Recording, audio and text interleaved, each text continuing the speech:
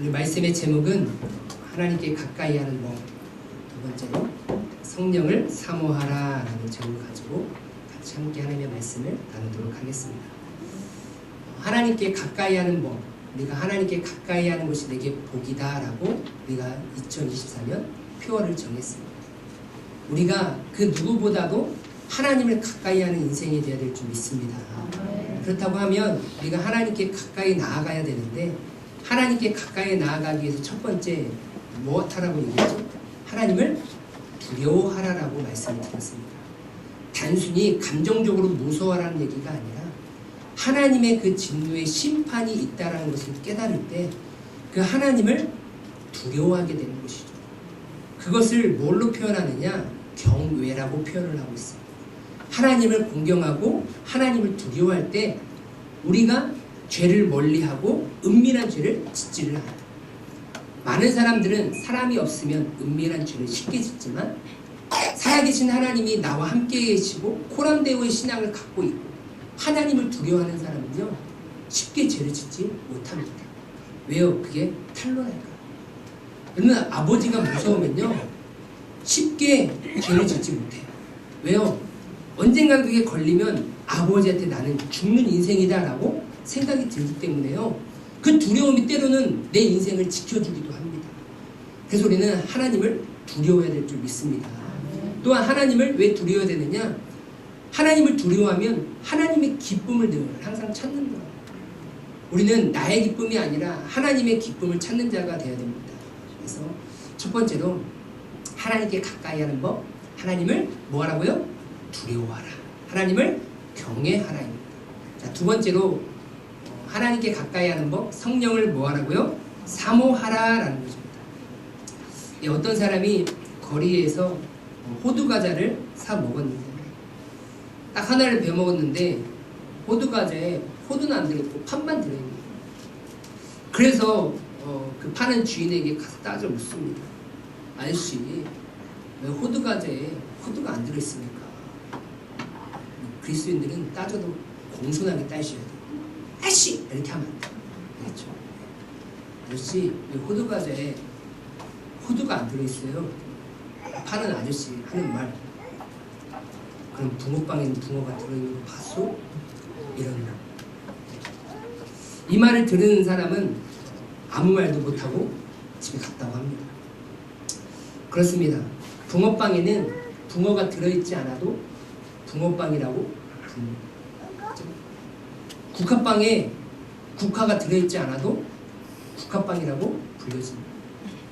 호두과자에 호두가 들어있지 않아도 호두과자라고 불려집니다. 이것은 겉에 드러나는 모양을 보고 부르게 된 것이죠. 붕어의 모양을 갖추고 있기 때문에 붕어빵, 꽃과 같이 국화의 모양을 갖고 있기 때문에 국화빵, 호두의 모양을 갖고 있기 때문에 호두과자라고 이렇게 불려집니다. 오늘날에도 붕어빵과 같이 국화빵과 같이 불려지는 분들이 계십니다. 로마서 8장 9절 말씀에 이렇게 얘기하고 있습니다. 만일 너희 속에 하나님의 영이 거하시되 너희가 육신에 있지 아니하고 영에 있나니 누구든지 그리스도의 영이 없는 사람은 그리스도의 사람이 아니니라. 예수의 영이신 성령이 없는 사람은 진정한 크리스찬이 될 수 있을까요? 붕어빵처럼 국화빵처럼 그 안에 그 이름에 맞는 것이 없다 할지라도 오늘날 그 사람의 그냥 겉모습만 보고 그 사람을 크리스찬이라고 이렇게 부르기도 합니다. 하지만 성경은 우리에게 정확하게 얘기해주고 있습니다. 우리 안에 성령이 거하지 아니하시면 그 사람은 그리스도인이 아니다. 누구든지 그리스도의 영이 없는 사람은 그리스도의 사람이 아니니라라고 이렇게 사도 바울을 통하여서 단언하고 있습니다. 사도행전 19장에 보면 이제 사도 바울이 3차 전도 여행을 하다가 이제 갈라디아 지방을 이제 지나서 에베소까지 가게 됩니다. 그 에베소에 도착했을 때 그 에베소에 있는 어떤 제자를 만나게 되면서 이러한 질문을 합니다. 19장 2절입니다. 이르되 너희가 믿을 때에 성령을 받았느냐? 이르되 아니라 우리는 성령이 계심도 듣지 못하였노라 라고 이렇게 고백하고 있어요. 그러니까 제자라고 불려진다는 것은 나름대로 신앙생활을 열심히 하고 있으니까 제자라고 불려지는 거 아니겠습니까? 그런데 그들의 대답은 뭐예요? 야, 너희들 성령 받았어? 너 예수님 믿을 때 성령 받았어? 라고 물어봤는데 뭐예요? 우리는 성령이 뭐예요? 성령이 계심도 뭐라고요? 듣지 못하였다라고 이렇게 얘기하고 있어요. 그러면 그 에베소 교회에 있는 제자들이 지금까지 해왔던 예배의 모습, 헌신의 모습, 봉사의 모습, 그 신앙생활 해왔던 모든 것들이 다 성령님의 인도하심에 따라 하지 않았다라는 것을 우리가 알 수가 있어요. 그러자 사도 바울은 이렇게 묻습니다. 3절에 바울이 이르되 야, 그러면 너희가 무슨 세례를 받았느냐? 야, 너희 세례 받았다며. 너희 제자인데 너희도 무슨 세례 받았어? 그랬더니 대답하되 무슨 세례요? 요한의 세례니라 라고 얘기했어요. 그러니까 에베소 교회 제자들이 받은 세례는 무엇만 있었느냐? 세례 요한이 주었던 그 물 세례만 받은 거였어요. 쉽게 표현하면 오늘날 교회에서 주는 물 세례를 받았다라는 거예요. 그러면서 물 세례만 받고 있었던 에베소 그 제자들에게 이렇게 말합니다. 4절에서 6절. 바울이 이르되 요한이 회개의 세례를 베풀며 백성에게 말하되 내 뒤에 오시는 이를 믿으라 하였으니 이는 곧 예수라 하거늘 그들이 듣고 주 예수의 이름으로 세례를 받으니 바울이 그들에게 안수함에 성령이 그들에게 임하심으로 방언도 하고 예언도 하니라고 했습니다. 지금 물 세례만 받고 있는 받았던 그 제자들에게 사도 바울은 야, 세례 요한이 회개하라라고 세례를 주며 또 내 뒤에 오시는 분이 있다. 그 오시는 분을 우리가 믿어야 되는데 그분이 누구라고요? 예수다. 그 복음을 듣고 다시금 사도 바울이 그들에게 세례를 줍니다. 그 세례를 주면 안수를 하니까 뭐가 임합니까? 성령이 임하게 됩니다. 여러분들 예수를 믿고 세례를 받으면요 부어지는 은혜가 있는데 반드시 무엇이냐? 성령의 임재다. 우리는 예수님을 믿음으로 성령의 임재를 경험한 크리스천인지 한번 돌아봐야 됩니다. 성령의 임재가 없는 물세례는 그냥 나를 붕어빵으로, 나를 국화빵으로, 나를 호두과자로만 만들 뿐인 거예요. 왜요? 그 안에 붕어가 없어요. 그 안에 국화가 없습니다. 그 안에 호두가 없어요. 내 안에 성령이 없는 사람은 그냥 껍데기로만 불려질 뿐인 것이죠. 저도 여러 교회를 사역하면서 참 안타깝게 보는 것이 무엇이냐면 많은 교회들이 세례를 너무나 가볍게 여긴다. 세례교인을 많이 두려고 하는 건지 모르겠지만 그래서 저는 우리 교회가 세례를 베풀 때 정말 신앙을 가지고 있는 자만 베풀고 싶어요. 우리는 교회에서 받은 물 세례를 또한 가볍게 여겨서는 안 돼요. 중요하게 여겨야 됩니다. 왜 그러느냐? 예수님께서는 이렇게 말씀하십니다. 요한복음 3장 5절 말씀에 예수께서 대답하시되 진실로 진실로 내게 이르노니 사람이 물과 성령으로 나지 아니하면 하나님의 나라에 들어갈 수 없느니라 라고 얘기하고 있습니다. 그러니까 예수님께서 정확하게 하나님의 나라에 들어갈 수 있는 그 방법을 가르쳐 주셨습니다. 물과 성령으로 나야 된다라는 거예요. 물과 성령으로 거듭나지 아니하면 그 누구도 하나님의 나라에 들어갈 수 없다라는 것이죠. 그럼 여기서 말하는 물은 세례 요한이 선포한 회개입니다. 회개를 통하여서 그 예수를 믿는 믿음으로 이제 성령은 예수님께서 부어주시는 성령을 의미하는 것이죠. 마태복음 3장 11절에 보면 나는 너희로 회개하기 위하여 물로 세례를 베풀거니와 내 뒤에 오시는 이는 나보다 능력이 많으시니 나는 나는 그의 신을 들기도 감당하지 못하겠노라. 그는 성령과 불로 너희에게 세례를 베푸실 것이요 라고 얘기했어요. 그러니까 우리가 물과 성령으로 나지 아니하면 하나님의 나라에 들어갈 수 없는데 반드시 물과 성령이 우리 가운데 거해야 됩니다. 그 물은 세례 요한이 뭐라고 얘기합니까? 회개하기 위하여, 그죠? 회개하게 하기 위하여 물로 세례를 베푼대요. 그리고 내 뒤에 오시는 이는 나보다 능력이 많으시니 그 신을 감당하지 못하겠노라. 성령과 불로 너희에게 세례를 베푸실 것이다 라고 얘기하고 있어요. 여러분, 그래서 이 세례라는 단어는요, 밥티조라는 거예요. 밥티조. 헬라어로 밥티조라는 거는 밥조라는 그 밥토라는 그 헬라어에서 파생이 된 단어인데, 이 밥토라는 단어가 무엇이냐면 물에 잠기다, 물에 멸망하다 라는 의미를 가지고 있어요. 이 얘기는 무엇이냐? 그럼 말 그대로 내가 세례를 받았다라는 것은 물에 잠겼다라는 거예요. 물로 말미암아 멸망을 당했다라는 거예요. 즉 이 얘기는 옛사람이 세례를 받음으로 인해서 내 옛사람이 죽고 모든 것이 더러운 죄의 허물들이 다 씻겨 내려가는 것이 바로 세례를 의미하고 있는 거예요. 그래서 우리는 세례를 어떤 마음으로 받아야 하느냐?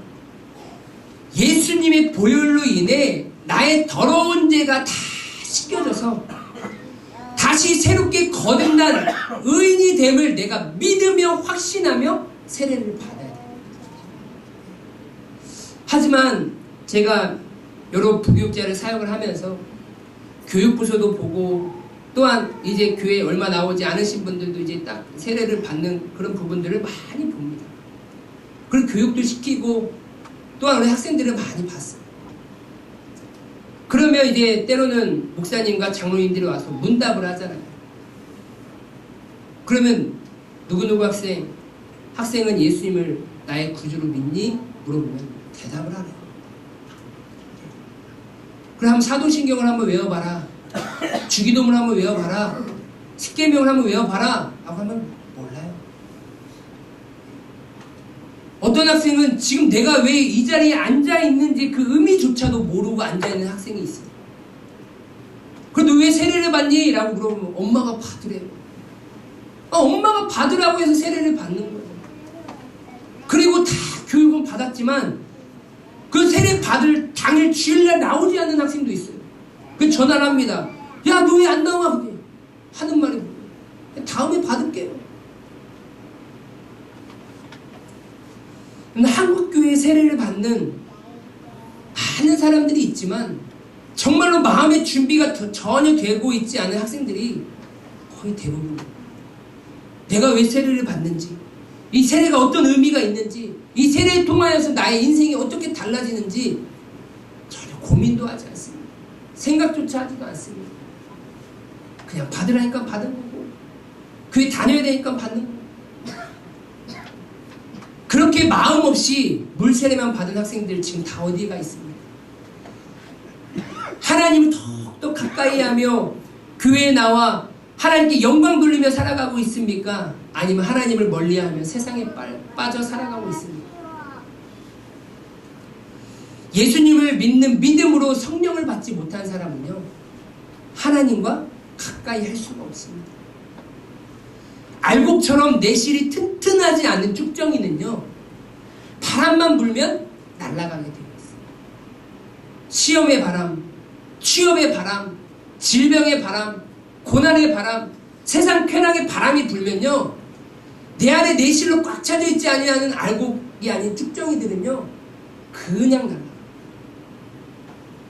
우리를 변함없이 하나님과 가까이 하도록 내 내실을 튼튼하게 할 수 있는 유일한 방법은 무엇이냐? 오직 성령 충만인 줄 믿습니다. 내 내실 가운데, 내 심령 가운데 가득 채워야 될 것은 단 하나, 성령 충만입니다. 그럼 우리는 성령을 사모해야 합니다. 왜 성령을 사모해야 되느냐? 성령님께서 이 땅에서 하시는 사역들을 보면 알 수가 있기 때문입니다. 오늘 본문에서 보니까 사도 요한은 이렇게 얘기합니다. 15절에 누구든지 예수를 하나님의 아들이라 시인하면 하나님이 그의 안에 거하시고 그도 하나님 안에 거하시느니라 라고 얘기하고 있습니다. 그런데 이 15절 얘기하기 전에 13절에 이렇게 얘기합니다.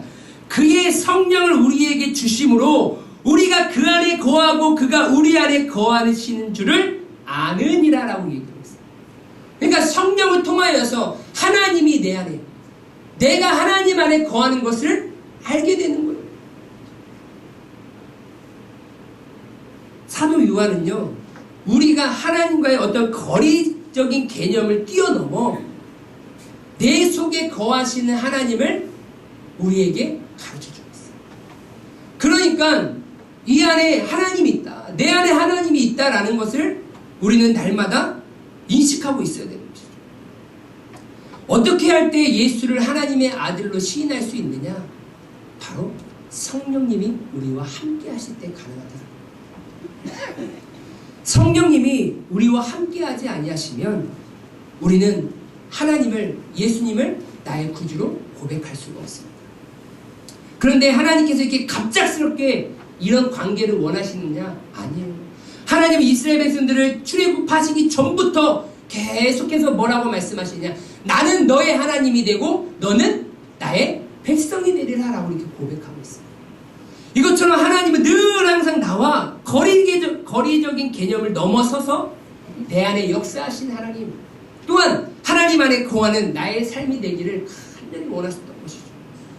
그래서 예레미야 선지자를 통하여서 나는 그들의 하나님이 되고 그들은 내 백성이 될 것이다 라고 이렇게 희망의 메시지를 우리에게 주시죠. 우리는 예수님을 하나님의 아들로 시인해야 될 줄 믿습니다. 그래야 하나님이 내 안에 거하시고 내가 하나님 안에 거하실 수가 있습니다. 그렇다고 하면 여기서 시인한다라는 것은 그냥 단순히 입으로 고백한다는 게 아니에요. 왜요? 반드시 입으로 시인하기 전에 선행되어져야 될 모습이 있습니다. 네, 한번 다 같이 한번 읽도록 하겠습니다. 시작! 사람이 마음으로 믿어 의에 이르고 입으로 시인하여 구원에 이르느니라. 예. 사람이 마음으로 믿어 의에 이르고 입으로 시인하여 구원에 이르느니라 라고 얘기했어요. 그러니까 지금 사도 요한은 누구든지 예수를 하나님의 아들이라 시인하면 이라고 얘기하고 있어요. 시인 안 하면 하나님이 내 안에, 내가 하나님 안에 거할 수가 없습니다. 그런데 이 시인은 무엇을 전제 조건을 갖고 있느냐? 마음으로 믿어 의에 이른 다음에 입으로 시인해야만이 구원에 이른다라는 거예요. 그래서 결국에는 이 마음과 입은 연결이 되어 있습니다. 그래서 우리가 마음이 없는 말을 할 때 뭐라고 얘기합니까? 입에 발린 소리라고 이렇게 얘기하죠. 우리가 입에 발린 소리를 때로는 이렇게 얘기도 하죠. 입에 침 좀 바르고 얘기 좀 해라 라고 이렇게 얘기를 합니다. 이 얘기는 무엇이냐? 마음에도 없는 말을 그냥 거칠애로 하는 거예요. 네. 이쁘지도 않은데 오늘 옷 이쁘네? 그럼 뭐라고 얘기해요? 내가 내 자신이 아는데 야, 입에 침 좀 바르고 좀 얘기 좀 그렇게 얘기 좀 하자. 입에 발린 소리를 할 때는요 아무런 의미를 담고 있지 않습니다. 그래서 그 말에 따른 책임질 마음도 없어요. 그러다 보니까 입에 발린 소리는요 쉽게 내뱉습니다. 예수님에 대한 나의 신앙 고백은요 입에 발린 시인이 되면 안 돼요. 어떤 시인이 돼야 되냐? 입 바른 시인이 돼야 될 줄 믿습니다. 내 마음 가운데 정확하게 믿고 있는 그 예수를 향한 그 믿음에 대한 신앙 고백으로 통하여서 내가 시인을 해야 되는 거예요. 그래서 마음과 이 말은 반드시 일치를 해야 합니다. 마음으로 믿고 있는 그 진실 그대로 내가 시인해야 됩니다. 사람은 분별하기가 어렵습니다. 하지만 하나님은 우리의 중심을 보시는 하나님이시기에 내가 지금 입에 발린 소리를 하고 있는지 입 바른 소리를 하고 있는지 하나님은 정확하게 분별하시는 줄 믿습니다. 그래서 우리는 철저하게 하나님을 시인할 때, 예수 그리스도를 시인할 때 내 마음에 있는 것을 진심으로 고백을 해야 돼요. 그럼 우리가 왜 성령을 사모해야 되는가? 첫 번째, 예수를 주로 뭐 할 수 있게 하십니다? 시인할 수 있게 하시는 분이 바로 성령님이시기 때문입니다. 성령이 내 안에 없는 사람은요 예수님을 하나님의 아들로, 예수님을 나의 주님으로 고백할 수 없습니다. 왜요? 성경은 이렇게 얘기합니다. 그러므로 내가 너희에게 알리노니 하나님의 영으로 말하는 자는 누구든지 예수를 저주할 자라 하지 아니하고 또 성령으로 아니하고는 누구든지 예수를 주시라 할 수 없느니라. 여기서 예수를 주라 할 수 없다라는 것은 그냥 단순히 입에 발린 소리가 아니라 입 바른 소리를 할 수 없다라는 거예요. 성령이 내 안에 변화를 시켜주셔야만이 내 안에 있는 하나님을 향한 진심과 그 진심에 따른 입술로 고백할 수 있다는 거예요. 그 시인을 통하여서 우리는 하나님과 하나가 될 수 있고 가까이 할 수 있는 것이고 내 영혼이 구원을 받을 수 있다는 것입니다. 우리가 예수님을 믿을 수 있는 자격이나 능력이 있어서 시인할 수 있는 게 아닙니다.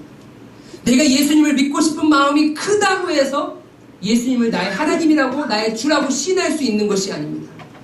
오직 성령님께서 우리에게 예수님을 믿는 믿음을 선물로 주셨기 때문에 우리가 예수를 주로 고백하며 거듭나게 되는 것인 줄 믿습니다. 그래서 성령에 충만한 사람은요, 날마다 내 입술 가운데서 고백하게 되고 있어요. 뭐요? 예수님은 나의 주인이십니다. 예수님은 나의 하나님이십니다. 왜요?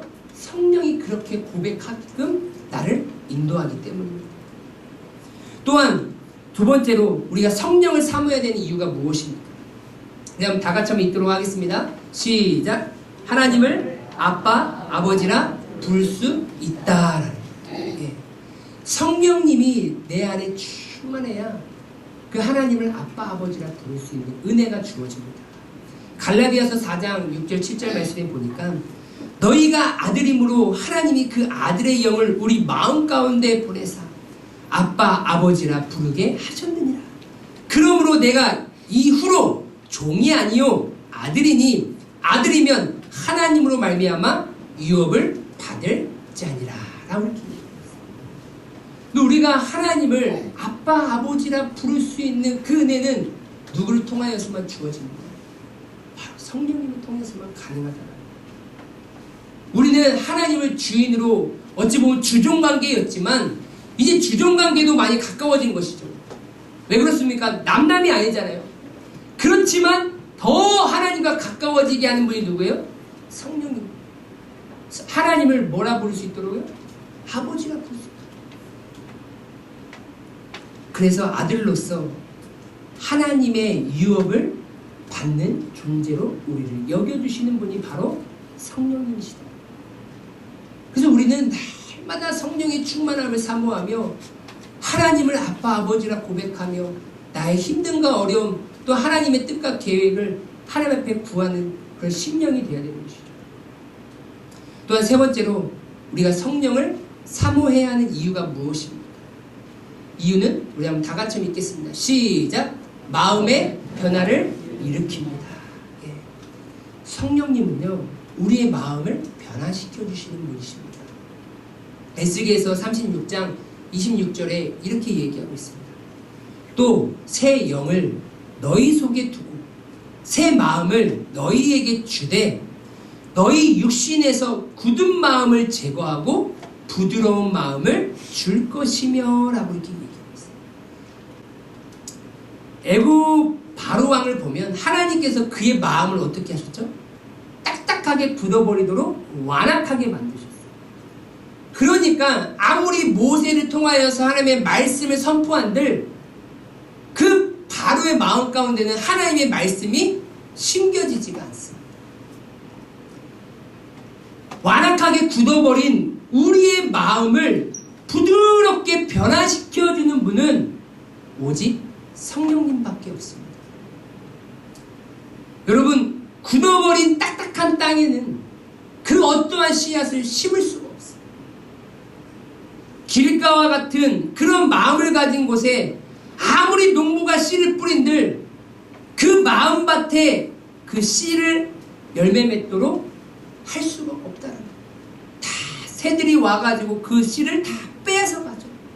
그러니까 우리가 하나님 앞에 예배드리고 하나님의 자녀로 살아가고 하나님의 자녀로 살아가는 데 있어서 정말로 중요한 게 무엇이냐? 우리의 마음의 변화라는 거예요. 그래서 모내기를 할 때 논에 물을 가득 채운 뒤에 땅을 부드럽게 만든 후에 그 뭐를 심기 시작합니다. 딱딱하게 굳어버린 땅은 트랙터나 경운기를 통하여서 다 개간을 합니다. 다 뒤집어 엎어버려요. 이렇게 굳어버린 나의 마음을 뒤집어 엎어주시고 개간해 주시는 분은 누구냐? 바로 성령님이시다. 마음이 없는 행위는요, 하나님이 기뻐하지 않으십니다. 하나님을 향한 그 사랑의 마음, 감사의 마음, 기쁨의 마음 없이 하나님 앞에 드려지는 모든 행위는 하나님께서 받지 않으십니다. 여러분 그렇잖아요. 마음이 없는 만남 행복하십니다. 마음이 없이 갔어요. 행복하십니다. 아니에요. 어떻게 해서든지 그 자리를 빨리 떠나고 싶은 마음뿐입니다. 마음 없이 갔지만 그 자리가 기쁘신가요? 오늘 이 자리에 예배드리러 나오셨습니다. 어떤 마음으로 오셨습니까? 이 자리가 행복하십니까? 이 자리가 기쁘십니까? 우리의 마음의 변화가 없이는 예배 언제 끝나나? 빨리 가야 되는데 오로지 그 생각뿐입니다. 그래서 하나님을 향한 기쁨의 마음, 감사의 마음, 사랑의 마음이 우리 마음 가운데 가득 차야 될 줄 믿습니다. 이러한 마음으로 변화시켜 주시는 분이 누구냐? 바로 성령님이시죠. 우리의 마음의 변화가 있어야 하나님께 가까이 갈 수 있는, 마음이 없이 하나님 앞에 그 누구도 가까이 갈 수가 없습니다. 또한 네 번째로 우리는 왜 성령님을 사모해야 되느냐? 다 같이 한번 읽겠습니다. 시작! 육체의 욕심을 이길 힘을 주십니다. 할렐루야. 예. 우리가 왜 성령님을 사모해야 되느냐? 육체의 욕심을 이길 힘을 주신다. 갈라디아서 5장 16절 17절 말씀에 보면 이렇게 얘기합니다. 내가 이르노니 너희는 성령을 따라 행하라. 그리하면 육체의 욕심을 이루지 아니하리라. 육체의 소욕은 성령을 거스르고 성령은 육체를 거스르나니 이 둘이 서로 대적함으로 너희가 원하는 것을 하지 못하게 하려 함이니라 라고 얘기했습니다. 오늘 많은 것들 중에 하나님을 떠나고 하나님 앞에 나오지 못하는 것 중에 가장 큰 게 무엇이냐? 바로 이 육체의 소욕을 따르는 것이죠. 이 육체를 이기지 못하고 이 육체에 빼앗겨 하나님 앞에 가까이 나오지 못할 때가 많습니다. 대부분의 많은 사람들이 앞에 나오지 못하는 사람들의 가장 큰 이유가 바로 육체의 욕심을 이기지 못하기 때문입니다. 그런데 사도 바울은 뭐라고 얘기합니까? 너희는 성령을 따라 행하라. 내가 성령을 따라 행하면 육체의 욕심을 이루지 아니한다라고 얘기합니다. 서로 대적의 관계입니다. 너희가 원하는 것을 하지 못하게 한다. 내가 성령에 충만하면 하나님을 기쁘시게 하고 하나님 앞에 예배하는 것을 이 육체가 나를 이기지 못하게 합니다. 그런데 내가 성령에 충만하지 못하면 뭐 하는 거예요? 계속해서 성령께 이끌리지 못하고 하나님 앞에 나아가지 못하고 육체의 소욕을 따를 수밖에 없다라고 성경은 얘기하고 있습니다. 성령을 사모하며 성령의 인도하심을 받을 때 우리는 육체의 욕심을 이겨내는 줄 믿습니다. 그러면서 육체의 일은 무엇이냐? 갈라디아서 5장 19절 20절 21절 이렇게 얘기하고 있습니다. 육체의 일은 분명하니 곧 음행과 더러운 것과 호색과 우상숭배와 주술과 원수 맺는 것과 분쟁과 시기와 분냉과 당짓는 것과 분열함과 이단과 투기와 술취함과 방탕함과 또 그와 같은 것들이라. 전에 너희에게 경계한 것 같이 경계하노니 이런 일을 행하는 자들은 하나님의 나라를 유업으로 받지 못할 것이요 라고 얘기했어요. 왜 우리가 육체의 소욕을 이겨야만 하느냐? 그 육체의 소욕을 따라가면 안 되는 이유가 무엇입니까? 이런 일을 행하는 자들은 무엇을 유업으로 받지 못한다고요? 하나님께서 우리에게 주시는 그 선물로 주시는 은혜로 주시는 하나님의 나라를 받지 못한다라고 얘기했어요. 그러니까 천국 백성, 하나님 나라 백성으로 살아갈 수 없다라고 성경은 얘기하고 있습니다. 그렇기 때문에 우리는 육체의 소욕을 조심하죠. 그것을 따라가지 아니하도록 우리는 몸부림을 쳐야 돼요. 그런데 내 힘으로는 안 됩니다. 내 능으로는 안 돼요. 누구의 힘으로만 가능하다고요? 오직 성령님의 능력으로만 가능하다. 내가 성령에 충만할 때 우리는 육체의 소욕을 따라가는 인생이 아니라 하나님의 나라의 유업을 받는 자로서 하나님께 영광 돌리며 살아가게 되는 줄 믿습니다. 우리가 성령을 사모해야 하는 이유가 아주 중요합니다. 성령이 없이는 우리는 예수를 주로 시인할 수 없기에 하나님이 내 안에, 내가 하나님 안에 거할 수 없게 됩니다.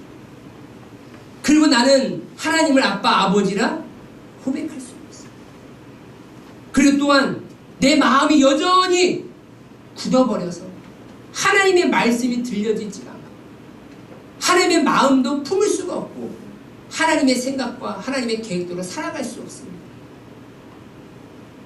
또한 육체의 욕심을 이길 수가 없어요. 성령에 충만하지 않으면 육체가 끓는 대로 나는 따라갈 수밖에 없어요. 오늘 내 육체가 피곤하면 피곤한 대로 멈춰있고 내 육체가 즐거우면 세상 쾌락으로 빠져가고 육체가 원하는 대로 살아갈 수밖에 없습니다. 그러한 자들은 하나님의 나라는 유업을 받지 못한다고 우리에게 경고하고 있습니다. 2024년 또 하나님과 가까워지시길 주님의 이름으로 소망합니다. 그 하나님과 가까워질 수 있는 두 번째 방법은 성령님을 사모하실 겁니다. 성령님은 언제 우리에게 주어지느냐? 구하고 찾고 두드려. 그리하면 내가 너희에게 좋은 것을 주리라 라고 예수님께서 말씀하셨습니다. 그 좋은 것은 무엇이냐? 누가복음에서 성령이다라고 말씀하고 있습니다. 우리가 날마다 주의 성령을 구하고 찾고 두드리면 내 심령 가운데 충만하셔서 진정으로 하나님과 더욱더 가까워지고 하나님의 자녀답게 살아가시는 귀한 성도님 되시길 주님의 이름으로 소망합니다. 아멘.